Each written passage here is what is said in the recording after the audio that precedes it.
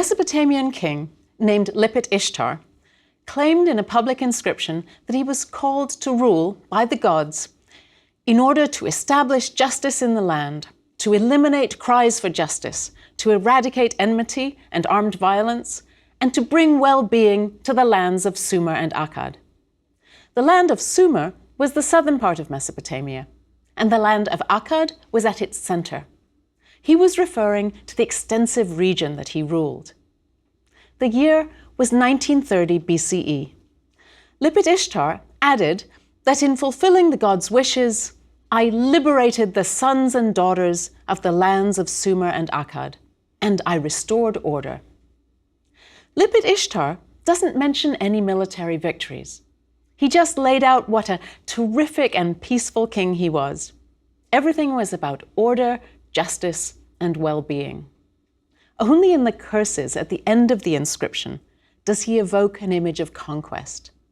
He curses any king who might, in the future, deface or remove his statue. About such a vandal, Lipit Ishtar wrote, "May the god make his cities into heaps of ruins. May the foundations of his land not be stable. May it have no king." So there was this ideal, in some times and places, that a king would bring order and maintain peace. But most kings in the early Old Babylonian period, from around 2000 to 1600 BCE, also did a lot of fighting. Sometimes this was necessary. For example, if another state tried to take over their border territories, then the king, whose lands were being raided, had to fight to defend his territory. And there's no denying that some Mesopotamian and Syrian kings, maybe even most of them, relished going to war. But even Hammurabi of Babylon claimed that by fighting he brought peace. Hammurabi was a king who had built an empire by conquering neighboring lands in the 18th century BCE. He described himself as a ruler who spreads light over the lands of Sumer and Akkad, king who makes the four regions obedient. To the ancient Mesopotamians, the four regions constituted the whole world. Although the Syrian and Mesopotamian kings of the early Old Babylonian era fought with one another, they also negotiated a lot. A neighbor could be conquered in warfare or befriended through diplomacy, as had been true for hundreds of years. And in their daily lives, men and women were much less likely to encounter violence than you might imagine.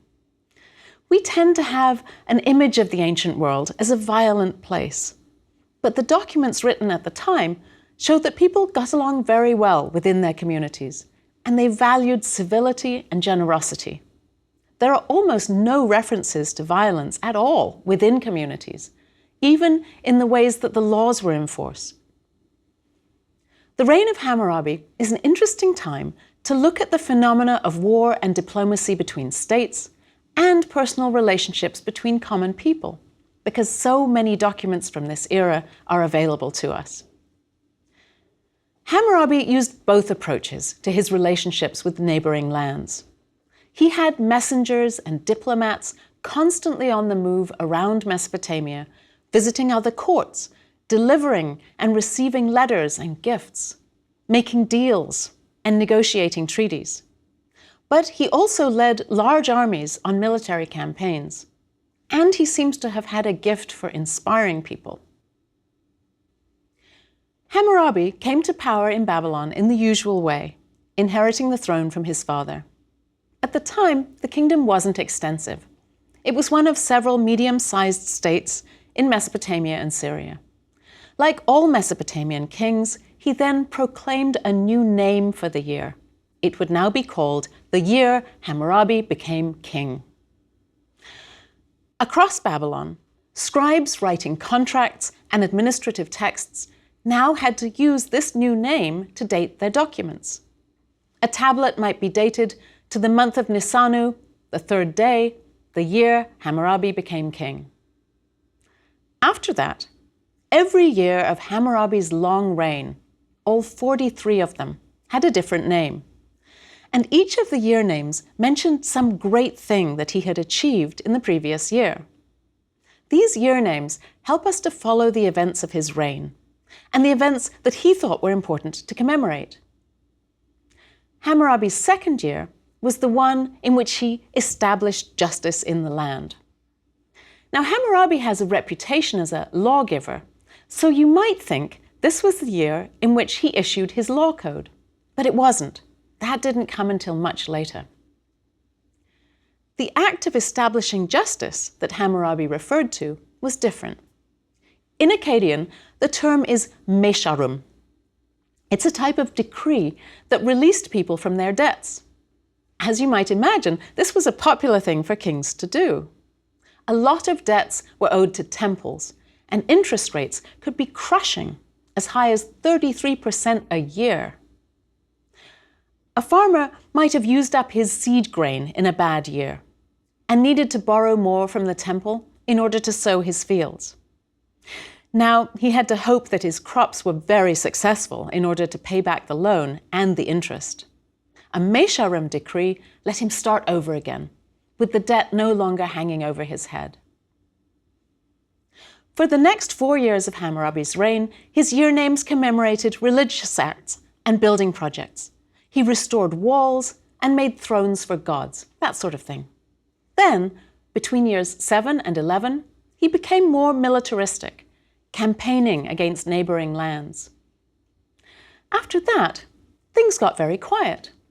For the next 18 years, he bragged in his year names that he commissioned statues, dug canals, rebuilt city walls, and had various objects made for the deities, often out of gold.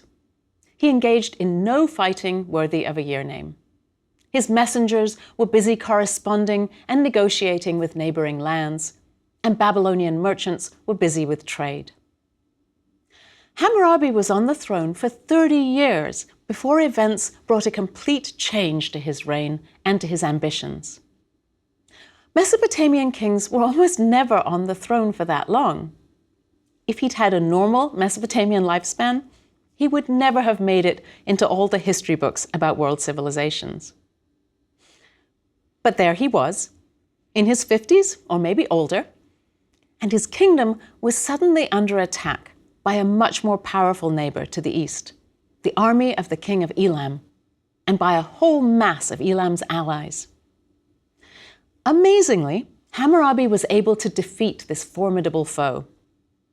The name he gave to the year took up lines and lines of writing. Fortunately, scribes had a shorter version that they could use. But the full name of the year listed all the peoples and places he'd been forced to contend with, and that he'd defeated. It went like this. The year, Hammurabi, the king, the mighty, the beloved of Marduk, drove away with supreme power of the great gods the army of Elam, who had gathered from the border of Marhashi, Subartu, Gutium, Tubliash, and Malgium, who had come up in multitudes, and having defeated them in one campaign, he secured the foundations of Sumer and Akkad. Did you notice in there how it was only with the power of the great gods that this victory was possible? I'm sure Hammurabi believed that. His victory was evidence that the gods were on his side. This might have given him confidence to go on the offensive against an old rival, Larsa, a kingdom just to the south of Babylon. Hammurabi's subsequent victory in Larsa gave him even more momentum. He started going on annual campaigns to overthrow one former ally after another, including Zimrilim of Mari. In just 9 years, he built an empire that extended from the Persian Gulf north to Mari, encompassing pretty much all of what is now Iraq and part of eastern Syria. It was the biggest empire since the time of Sargon of Akkad in the 23rd century BCE. Hammurabi lived for several more years after conquering his empire. Ultimately, he ruled for 43 years, having taken Babylon from its status as one of several kingdoms to an empire that had conquered many of them. In spite of his military conquests, he still cast himself in the mold of earlier kings like Ur-Nama or Gudea. He portrayed himself as a pious shepherd of his people who brought peace and justice, not as an oppressor who tore down their walls. Towards the end of his reign, he proclaimed the laws for which he's so famous. He had them carved on several stone steles and set them up in a number of places across his empire. They give us insights into daily life in Hammurabi's time. So do a lot of other documents from this era. Many of these documents were found in private houses.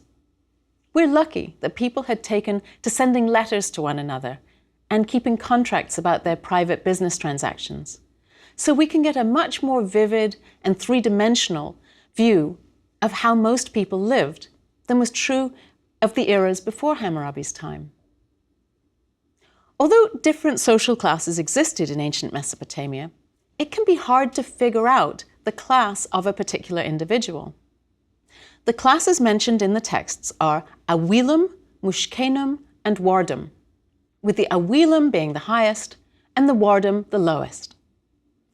Wardum is usually translated as slave, but Mesopotamian slavery was different from slavery in other lands. Unlike in Rome, the slaves were not put to work on large agricultural estates. They could be bought and sold and were often enslaved as prisoners of war. Slaves had a distinctive hairstyle. If a barber shaved off a slave's hair, that slave could pass for a free person. So, as you might guess, there was a severe penalty if the barber did this. The difference between a higher-ranking Awilim and a lower-ranking Mushkenum is harder to figure out. Mushkenum is often translated as commoner, but that makes it sound as though Awilims were rich. Sometimes they weren't. The difference might be that an Awilim owned property, even a small house or field, while a Mushkenum was a renter, a tenant farmer, or a hired laborer. In any event, the class system wasn't very rigid. There were no rules against intermarriage, for example. And the laws suggest that society and the courts might have been generous to the poorer people. A physician was expected to charge patients on a sliding scale, charging less to a Mushkenum than to an Awilim. A fine owed by a Mushkenum was often less than a fine owed by an Awilim. He could afford less, after all. One thing that shines through all the private documents is the importance of families. Throughout the lives of Mesopotamians, their families were their first priorities. Within a family, children grew up with routines. In farming families, which constituted the vast majority, boys worked alongside their parents from an early age, sowing seeds, weeding, harvesting, and tending domestic animals. Year after year, the seasons and the river determined the agricultural calendar. Each day, girls helped their mothers grind flour, bake bread, spin wool, weave cloth, and take care of their siblings. These children learned early on what was and what was not permitted within the household, and by extension, in society. Some life stages that seem inevitable to us had no place in their culture. We see no evidence of rebellious teenagers in ancient Mesopotamia, for example. In a world that emphasized the importance of family and respect for hierarchy, it probably didn't occur to a teenager to defy his or her parents. By the time a girl reached adolescence, arrangements would have begun for her marriage. Boys grew up knowing that they would eventually become the heads of households of their own. They emulated the men in their families and began learning a trade or profession, usually the same one as their father, as soon as they could. A young couple hoped for plenty of children. Many babies and children died of illness, but those who survived were crucial to the economy of a family. Couples who were unable to have biological children were quick to adopt. And in the adoption contracts that were drawn up, the parents swore that their adopted son had the same rights that a biological son would have had, the same rights that biological children would have if they came along. When and if parents reached old age, their grown children were expected to support them. Even after death, children were important. They continued to provide gifts and prayers at the parents' tomb. According to one story, the more children you had, the better off you were in the afterlife. Families were close, but not all relatives lived in the same house. In a couple's immediate household were their children, unmarried sisters, and perhaps the husband's parents if they were still alive. Plenty of other relatives were usually close by. A man's brothers, with whom he shared a common inheritance, might spend their days working in adjoining fields, and often they lived in adjoining houses. Unlike in some other ancient cultures, women didn't lose touch with their parents and siblings after they married. Even if they moved away from their hometown, women still were expected to send letters and gifts. If a woman and her husband were having a hard time financially, they could expect their siblings to help them out. The families provided a safety net. In some archives found in Mesopotamian houses from the Old Babylonian period, we find that neighborhoods could be occupied by the same few families generation after generation. Presumably, these families were often joined together by marriage, but women are rarely mentioned, so it's difficult to know. Still, the family archives are fascinating. Most likely, a family archive was originally kept in a pot or a basket in a storage room, and it could include various documents to be saved for the future. These could be personal letters, name lists, or school exercises. But mostly, they were made up of contracts, maybe a will or a marriage contract, some contracts from when servants were hired or slaves were bought, a cancelled loan contract, the contract for the purchase of the house, or other contracts for the purchase or lease of fields or orchards. All of these were legally binding, and drawing them up required witnesses who were listed at the end of the document. Usually, each person was identified by his profession or by the name of his father. Some of the witnesses and the parties to a contract also often sealed the tablet or its clay envelope, rolling their cylinder seals on the edge. These witness lists are full of brothers and neighbors of the main parties to the contracts. Sometimes sons are listed too. They might have been quite young, but that was good, just in case it was years before someone questioned the legality of the transaction. If that happened, the role of those witnesses who were named on the contract was crucial. The testimony of the witnesses counted the most, even more than the written contract itself.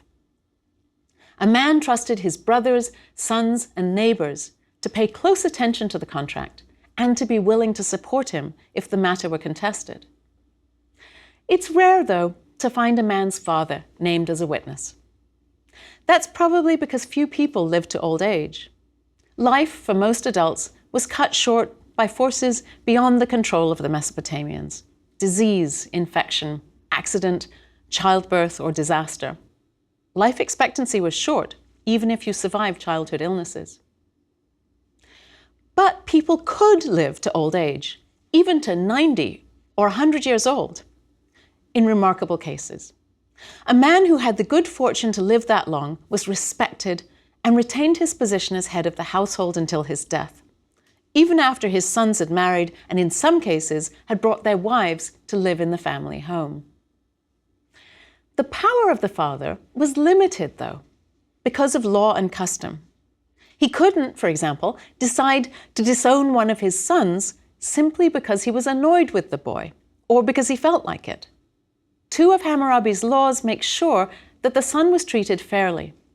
The first reads as follows: if a man should decide to disinherit his son and declares to the judges, "I will disinherit my son," the judges shall investigate his case, and if the son is not guilty of a grave offense, deserving of the penalty of disinheritance, the father may not disinherit the son. A son, therefore, had an absolute right to a share of his father's property if he behaved himself well. The next law goes further, even excusing the son for a first offense. If he should be guilty of a grave offense deserving of the penalty of disinheritance by his father, they shall pardon him for his first one. If he should commit a grave offense a second time, the father may disinherit his son. In our contemporary society, parents can disinherit their children without having to get the approval of a court. But things were different in Mesopotamia. This might have been because someone's inheritance from their parents was a major source of their income for life. It would be cruel to deny this to an heir for no reason. Men and women alike owned property, and a woman's property remained her own even after she got married. When either parent died, their wealth was divided up as equally as possible among their children, with the oldest son getting an extra share. Adopted children received the same proportion as biological children. Surprisingly, so did the children of concubines, if their father had acknowledged them as his own. If a daughter married before her parents died, she received her inheritance early as a dowry. For all children, their inheritance was often in the form of fields, a house, farm animals, or furniture. Owning such things made it possible for a young man to marry and support a household. That might have been impossible while his father was still alive. So you can imagine that the division of an estate could get messy and emotional. Sometimes scribes were hired to negotiate among the grown children to make sure the inheritance division was fair. Still, people also often went to court to contest what they'd been awarded. Old Babylonian documents show that the Mesopotamian world was patriarchal through and through. Men were the leaders of almost all institutions, including private households. Women didn't get to choose their husbands, at least not their first husbands. Women were expected to run their households and obey their husbands. But compared with many other ancient cultures, they had surprising freedoms. Not only could women own property and pass it on to their children, they didn't have to wear a veil or to stay in the house. They had active lives outside the home. They could give evidence in court and serve as witnesses, especially if the case involved other women. They could own businesses and work for the palace or the temple as independent employees, quite separate from the men of their families. Women were listed in administrative texts as beer makers, textile weavers, animal keepers, cooks, and wool spinners, among other professions, and they received salaries in their own names. This compensation came in the form of rations of wool, oil, and flour. Priestesses and queens were some of the most powerful people in the land, male or female, and they administered extensive estates and workshops. Women could also dedicate themselves to the service of the gods by taking on a number of religious roles. One group of women, called the Naditus, lived in a female cloister in a temple complex. They could never marry and were considered, in a way, to be married to the god they served. But they could still adopt daughters and inherit land from their parents, and many of them became expert businesswomen and accumulated considerable wealth. There was never any question of whether women were capable or smart. If they were in positions of power, they were assumed to be competent. But how could a woman hold a position of power if she was always pregnant and taking care of babies?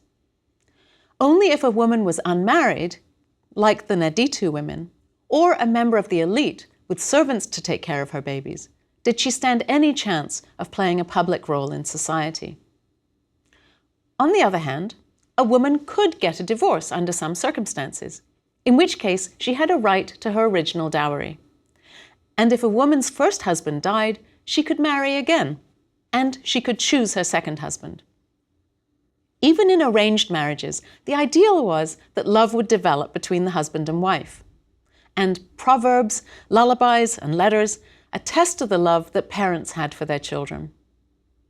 A Mesopotamian proverb probably rang true for many men. It says, "One who does not support a wife, who does not support a son, is a dishonest person who does not support himself." The same idea was confirmed even by the kings. They were dedicated to supporting traditional roles and hierarchies. Lipit Ishtar, the king of Isin, wrote in the prologue to his laws, "I made the father support his children. I made the child support his father. I made the father stand by his children. I made the child stand by his father." Families were so crucial to everyone's life that they provided a model that the Mesopotamians used to envision how the whole world was organized. the gods formed families, with the deity Enlil at the top, as the father of the other gods. The Akkadian word for father is Abu, and Mesopotamians used this term to refer to many other authority figures. An expert in any field was known as Abu by his subordinates. The sheikh, someone who oversaw the activities of a town, in much the same way that a father might supervise his wife and children, was a bigger Abu. Even the king, the most distant and powerful leader, styled himself as their father and as Abu of his whole country. When a king conquered a neighboring city, he might allow the conquered ruler to retain his throne, but he had to swear allegiance to his conqueror. The vassal then addressed his overlord as father, and the overlord in turn addressed the vassal as son. Projecting family relationships onto larger and larger arenas, the whole kingdom was brought into a family structure. Expectations of behavior within the family, such as obedience to your parents, extended to all superiors. Fatherhood came to stand in for any hierarchical relationship. The man in the higher position was the father, the lower man was his son. The Akkadian word for brother, ahu, had another meaning as well, arm or side. That makes sense because the Mesopotamians saw a brother as someone who would reliably be at your side. A father inspired awe and respect, but a brother was an equal, a reliable partner, and a true friend, or at least you hoped that he was. Here too, the term expanded beyond biological connections to be used about many relationships of friendship and equality. An ahu could be a colleague, a fellow member of a tribe, or a business partner. Kings referred to their allies as brothers. It wasn't just a formality, they really seemed to have wanted and treasured brotherly ties. If the allied families intermarried, which they usually did, they referred to the fact that they were now of the same house. If you could go back in time and walk the streets of an ancient Mesopotamian city, I think you'd be struck by the friendliness and civility of the place. Families lived right next to one another, their houses sharing common walls. Courtyards at the center of each home provided a refuge from the noise and crowds of the city streets. But no doubt children ran from one house to another and women chatted while winnowing grain on the rooftops. After the workday was done, men sat at tables or on the ground playing a popular board game. The game was so popular, it's even been found in tombs, presumably to fill the long hours of being dead. Families must have eaten together and then slept on the roofs of their houses, enjoying the cool night air and staring up at the infinite stars overhead. They might not have had control over disease or natural disasters or crop failures or a host of other scary things, but the Mesopotamians put a premium on self-control, and it seems they shared widespread trust in one another. In fact, a recent study of ancient skeletons shows that there was much less cranial trauma in Mesopotamia during ancient times than in other lands that surrounded it. The researchers concluded that Mesopotamians were less likely to get into disputes with one another that resulted in head injuries. Of course, people didn't follow the societal rules all the time. If they had, it wouldn't have been necessary for the kings to emphasize these rules. But it does seem the Mesopotamians believed that one way in which the naturally chaotic universe could be rendered livable was to behave towards one's family members and neighbors in a way that was respectful and civil, and to support one's relatives. The king, at the very top of the Mesopotamian family, had the same goal for all his people. A big part of his legitimacy was the power he claimed he had to create order out of the naturally chaotic universe, and to provide justice and peace for his subjects.